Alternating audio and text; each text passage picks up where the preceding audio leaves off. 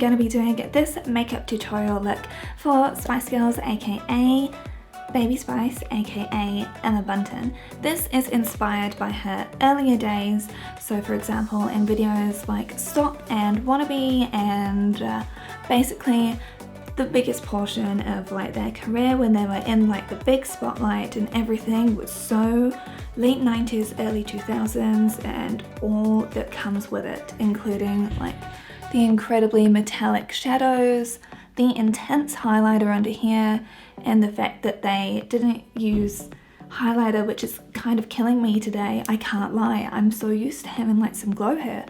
But it's okay, because I live in 2018, this was based on 1998. There's a 20-year difference here. So obviously this makeup reflects that, so if you want to have a go at recreating this look or getting some inspiration on the way that makeup was done back then, and quite an accurate representation of the makeup that they used to do on Baby Spice, everything I've used today is vegan and cruelty-free, and I'll have a list of all the products I've used down below as well. And so stick around if you want to see how to spice up your life and get this look. So eyebrows weren't really a big thing back in the 90s and early 2000s, so I'm just gonna be doing a skinnier version of brows. I'm not blanking them out, and I absolutely refuse to pluck them away because it's taken me so many years to get them looking to a stage where like they're kind of resembling eyebrows. So I'm gonna be using these two products, and this is my Eye of Horus Husk Brow Fabric Stand, and this is in the colour Ash Blonde. And then I'm using my Anastasia Beverly Hills Dipbrow Pomade in the colour Blonde. And I won't really talk for this part because it's hard to talk when you do your eyebrows and eyeliner. Hey, I think we all know that.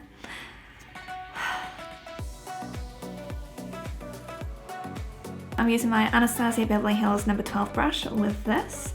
And of course the trick in the 90s was to have brows that weren't really like overly there on your face. It was like they were there, but they were definitely like finely groomed.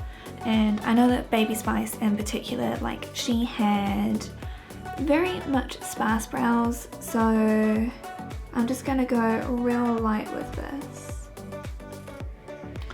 That's pretty skinny for me for eyebrows. But if I wanted to go like true bad 90s, I'd probably stick with something much closer to this. I can't leave the house like that anymore. It's 2018, I just can't. It's not acceptable. Brows and base are now done, so I'm just going to set under my eyes a little bit first. Just going to be using my Kat Von D. This is the Lock-It setting powder, and this is in the translucent shade. Translucent shade. There we go. So just kind of try and pack that on, and then I'll pack it underneath my eyes.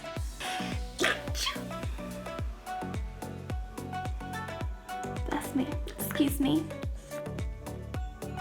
What happened with Baby Spice was she had a whole lot of like metallics were really in, like really in. So I'm trying to do as much of a historically accurate look as possible.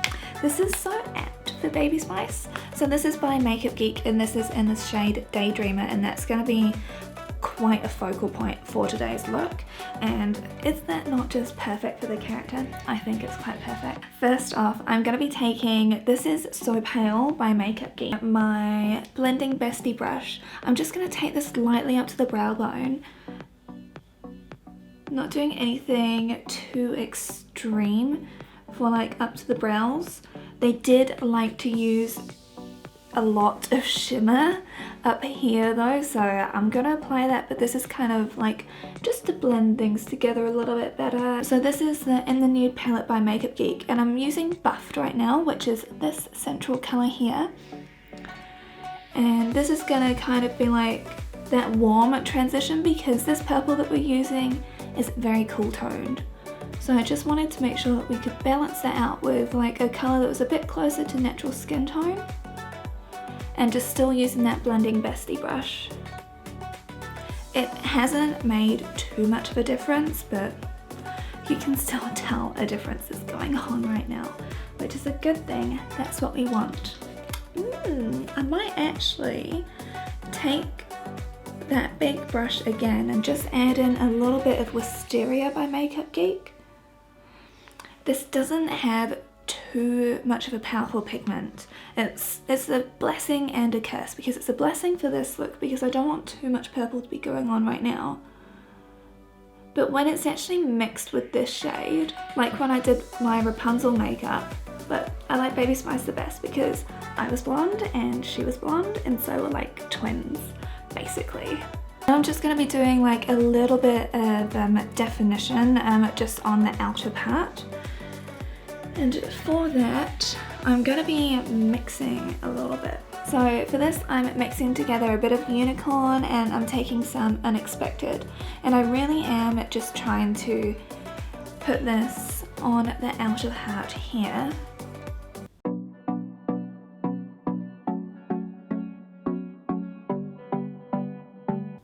Because Emma Bunton does have a bit of a different eye shape to me, plus her lashes are like Bambi lashes. Every single photo it's like heavy lash, and I don't think that they used falsies on her too often. There were certain circumstances where they did, but a lot of the time it was just her lashes with mascara on. But today I will be using some falsies, just to make sure I get like the same look. But like, I'm really trying not to make this too dark. Just doing little circular motions. And this is with my Miss Shady Lady brush, the smaller one. So then that just brings the eye up a little bit. So I'm taking my eye-catching crease. Now this is going to be multi-purpose. Oh, these stupid straps, little straps. Take our Saint and Sinner palette. Obviously for Baby Spice we're going to be a colour on the Saint side, which is this one here. So this is Baptism, and it doesn't show up too well in the screen, but it is actually like a super pale baby pink colour. It's very heavily pigmented. So I'm taking this, putting it just over the lid.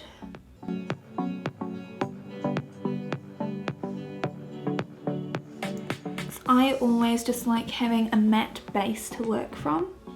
Now before we do get onto that sort of shimmeriness, I want to make sure that we've got a bit of definition going on under our eyes, because from looking at all of the pictures she always has eyeshadow going onto her eyes, and if you didn't know, that is actually a trick to make your eyes look bigger. So first off, I'm taking Buffed again from this palette to warm up our eye before we cool it down. And for this I'm taking my larger Miss Shady Lady brush. Oftentimes on her they did actually like use like quite an intense dark shadow along her lash line, and I will be doing the same thing today as well. I like to bring that a little bit closer to the lash line, not smudge it down as much. So taking Daydreamer and using my eye-catching crease, just gonna get some of this pigment on here. This brush is amazing at being able to get this pigment up and just put it exactly where you want it on your lid, and it doesn't shift, it doesn't move. It's great. I just love it so much, this brush. I prefer it to than using like a flat brush actually. And by using that light colour underneath, it just brings it to life that much more. I'm going in with my Saint and Sinner palette again. And this time, just to go with like this sort of shimmery look, I'm taking Worship. Well, this one's called Straight to the Point, so that kind of suits me as well because I'm blunt as a spoon. Just gonna go really, really close to my lash line now.